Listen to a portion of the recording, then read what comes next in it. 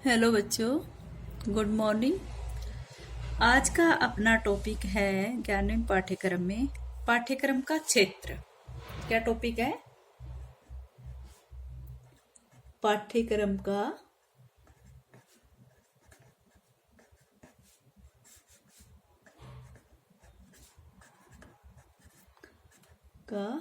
क्षेत्र।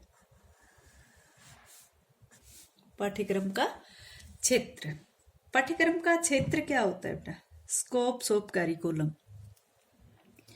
आप सभी जानते हो कि जो अगर हम पाठ्यक्रम के इतिहास पर को देखें तो हम इस बात का ज्ञात पता चलेगा कि जो प्रत्येक प्रकार का जो पाठ्यक्रम होता है अपने समाज द्वारा निर्धारित उद्देश्यों की प्राप्ति के लिए निर्धारित होता है। अपने ही समाज के द्वारा निर्धारित उद्देश्यों की प्राप्ति के लिए निर्धारित किया हुआ होता है, या फिर उनकी आधारशिला शैक्षिक उद्देश्यों की प्राप्ति के लिए होती है उस पाठ्यक्रम की। इसलिए जो देश और काल की भिन्नता के अनुसार पाठ्यक्रम में परिवर्तन आ जाते हैं, विभिन्न प्रकार की भिन्नताएं आ जाती हैं देश काल के अनुसार। क्योंकि आप सभी जानते हो कि वैदिक काल में जो शिक्षा व्यवस्था थी उसका उद्देश्य क्या था। वैदिक काल में जो शिक्षा व्यवस्था थी उसमें शिक्षा का उद्देश्य क्या था? वैदिक कालीन शिक्षा का उसमें था कि एक तो बालक का नैतिक विकास वैदिक कालीन शिक्षा का है। ये वैदिक कालीन शिक्षा का उद्देश्य था नैतिक विकास, पवित्रता या फिर कहें धार्मिकता। वैदिक कालीन जो शिक्षा थी उसका उद्देश्य क्या था? एक बालक का नैतिक विकास करना, उसकी पवित्रता व धार्मिकता का विकास करना, इस प्रकार से उसका व्यक्तित्व का विकास करना और उसी प्रकार से उसकी सामाजिक कुशलता का विकास करना। ठीक है। उसी प्रकार से जो बौद्धकालीन शिक्षा थी,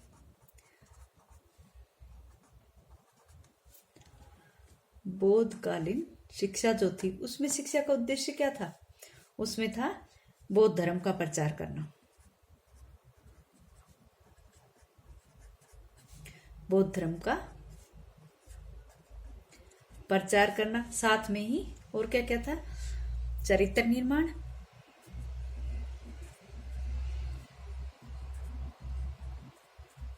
या फिर व्यक्तित्व का विकास। ठीक है। तो इस प्रकार से बौद्धकालीन शिक्षा का ये उद्देश्य था। उसके पश्चात जो 300 वर्षों तक जो मुस्लिम समय था उसमें शिक्षा के मुस्लिम कालीन जो शासन व्यवस्था थी उसमें क्या था? इस्लाम धर्म का और मुस्लिम संस्कृति का प्रचार करना। इस्लाम धर्म व मुस्लिम संस्कृति का प्रसार करना, मुस्लिम संस्कृति का प्रचार करना। ठीक है। फिर उसके बाद ब्रिटिश काल आया। ब्रिटिश काल में शिक्षा का उद्देश्य क्या था? ब्रिटिश काल में शिक्षा के जो उद्देश्य थे वो क्या थी? ब्रिटिश काल तो ये मुस्लिम काल को ही बोलते हैं इसको, है ना। इस टाइम जैसे मुसलमानों के बाद जो ब्रिटिश काल था उसका भी यही था कि या अंग्रेजी शिक्षा का वर्चस्व बना रहे या ब्रिटिश शासन का वर्चस्व बना रहे, इस तरह का शासन वहां पर बना। लेकिन उसके बाद यहाँ पर अंग्रेजी का वर्चस्व बना रहे। और लेकिन स्वतंत्रता की प्राप्ति के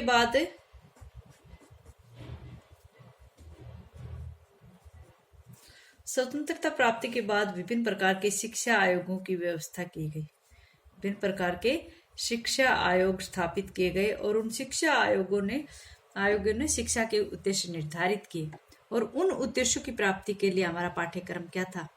विभिन्न प्रकार से संगठित किया गया। अब उस पाठ्यक्रम की अवधारणा को ध्यान में रखते हुए उसके कार्य क्षेत्र को विभिन्न प्रकार की सीमाओं में बांधा गया। ठीक है। तो हम उन सीमाओं के जो भी कार्य थे उन सबको हम पाठ्यक्रम के क्षेत्र के अंतर्गत लेंगे। ठीक है। हम सब इसको इसके अंतर्गत लेंगे। पाठ्यक्रम के क्षेत्र के अंतर्गत लेंगे। ठीक, तो सबसे पहला इसका क्षेत्र माना जाता है,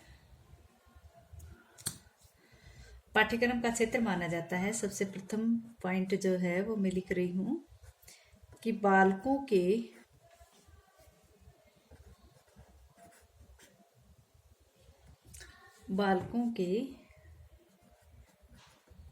लक्ष्य व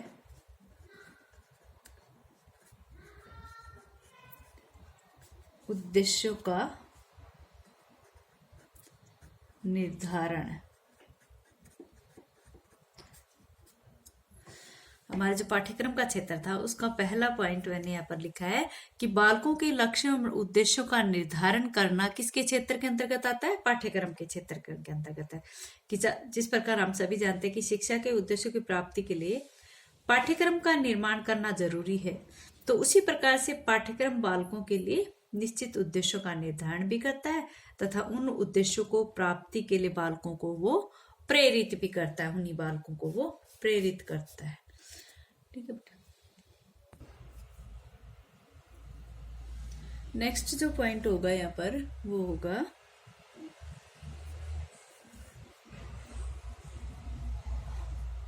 नवीन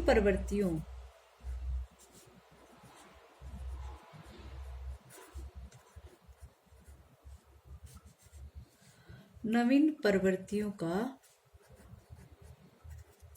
साहचर्य। पाठ्यक्रम जो है एक व्यापक अवधारणा है। आप सभी जानते हो कि वर्तमान समय में जो प्रचलन में आ रही है नवीन प्रवृत्तियां, वो पाठ्यक्रम के अंतर्गत ली गई है और उन नवीन प्रवृत्तियों का साहचर्य भी हमें पाठ्यक्रम के क्षेत्र के अंतर्गत ही लिया जाता है। ठीक है। नेक्स्ट पॉइंट है इसमें बालकों के संज्ञानात्मक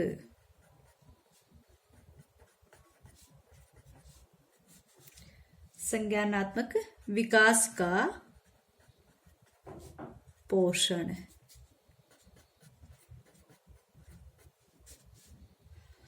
हमारा जो पाठ्यक्रम है उसका उद्देश्य बालकों का सर्वांगीण विकास करना होता है।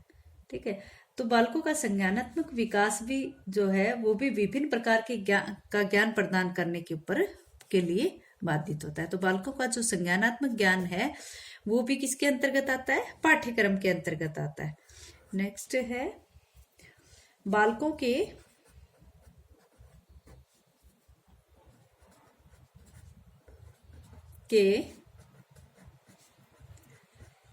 के सामाजिक एवं मनोवैज्ञानिक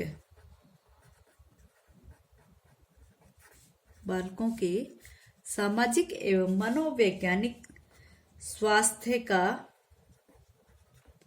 संवर्धन। हमारा जो पाठ्यक्रम है वो एक बालक के सामाजिक एवं मनोवैज्ञानिक स्वास्थ्य का भी संवर्धन करते हैं, क्योंकि आप सभी जानते हैं कि मनुष्य जो है वो क्या है? एक सामाजिक प्राणी, और समाज में रहते हुए उसके अपने अधिकारों का वो उपभोग करता है, अपने कर्तव्यों का वो पालन करता है। इस सब के अतिरिक्त बालक जो है पूर्ण रूपेण स्वस्थ तभी माना जाएगा जो मानसिक रूप से, सामाजिक रूप से या मनोवैज्ञानिक रूप से स्वस्थ हो, सुदृढ़ हो। तो पाठ्यक्रम द्वारा बालकों का सामाजिक विकास या फिर मनोवैज्ञानिक स्वास्थ्य का संवर्धन किया जाना चाहिए। तो वो किसका क्षेत्र आ जाता है? यहाँ पर पाठ्यक्रम का ही आ जाता है। नेक्स्ट पॉइंट यहाँ पर हम बनेंगे अधिगम हेतु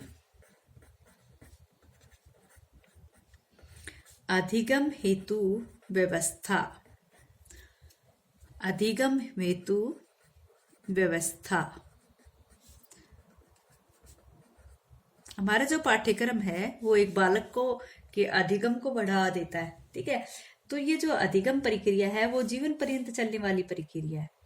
माना ये जाता है, कहा भी जाता है कि जैसे जिस प्रकार से ठहरा हुआ पानी अनेक गंदगी और बीमारियों को पनपने देता है ना, उसी प्रकार जब व्यक्ति का अधिगम कार्य बंद हो जाता है तो उसमें भी अनेक रूढ़िवादिताएं आ जाती हैं। इस प्रकार पाठ्यक्रम क्या है? पाठ्यक्रम जो है वो समय समय पर हमें हमारे बालकों को नवीन एवं विभिन्न प्रकार के अधिगम हेतु सुविधाएं प्रदान करता रहता है। ठीक है, तो अधिगम हेतु व्यवस्था। नेक्स्ट पॉइंट है यहाँ पर शैक्षणिक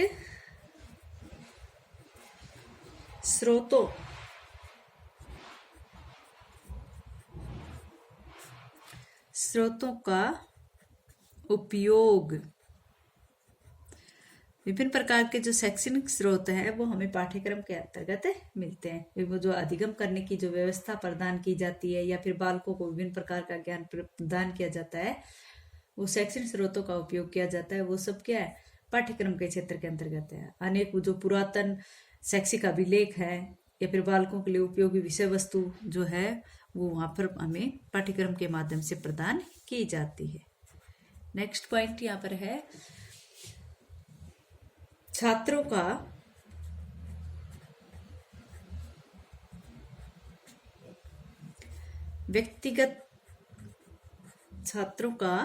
व्यक्तिगत बोध एवं उसके अनुरूप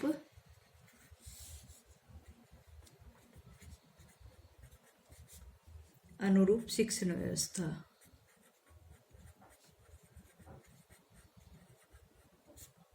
पाठ्यक्रम जो है वो बालकों के व्यक्तित्व का विकास करता है, उनका ज्ञानवर्धन करता है, या फिर बालकों की कहें कि उन बालकों के व्यक्तित्व बोध का मतलब यह है कि उस बालक की जो अभिरुचियां होती है, क्षमताएं होती है, वो अलग अलग होती है और उनके अनुसार उसके व्यक्तित्व के बोध को देखते हुए उनके लिए शिक्षा व्यवस्था प्रदान करना। तो वो किसके अंतर्गत आती है? पाठ्यक्रम के अंतर्गत आती है। ठीक है, अच्छा बच्चों, आज इतना ही, आगे कल करें।